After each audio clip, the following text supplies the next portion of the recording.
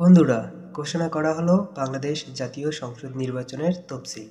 আগামী 12ই ফেব্রুয়ারি বাংলাদেশের জাতীয় নির্বাচন। এ কারণে অনেকটা সংকটে পড়ে গেল বাংলাদেশের ক্রিকেট, বিশেষ করে বাংলাদেশ প্রিমিয়ার লিগ বিপিএল। নিঃসন্দেহে এবারের জাতীয় নির্বাচন বাংলাদেশের সাধারণ জনগণের কাছে এবং সবথেকে বেশি প্রাধান্য পাবে ইয়ং জেনারেশনের কাছে, যারা প্রথমবার ভোট দিবে। এর বাইরেও দেশের গণমাধ্যম থেকে শুরু করে আনুষঙ্গিক সকল ক্ষেত্রে প্রধান আলোচনার বিষয় হবে জাতীয় নির্বাচন।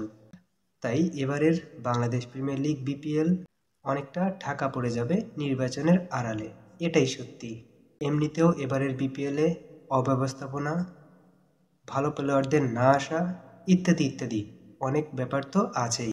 তাই আমার কাছে পার্সোনালি মনে হয় এবারের বিপিএল অনেকটা ঢাকা পড়ে যাবে। আপনাদের কাছে কি মনে হয় অবশ্যই কমেন্টে জানিয়ে দিবেন। আর হ্যাঁ, নির্বাচনের এই কঠিন সময়েও আমি আপনাদের সঙ্গে আছি, ক্রিকেট কিংবা ফুটবল খেলাধুলা নিয়ে সবসময়। তাই সম্ভব হলে চ্যানেলটিকে সাবস্ক্রাইব করে পাশে থাকতে পারেন, এতটুকুই বলার। আজকের মতো এখানেই বিদায় নিচ্ছি। ভালো থাকবেন সবাই। আল্লাহ হাফেজ।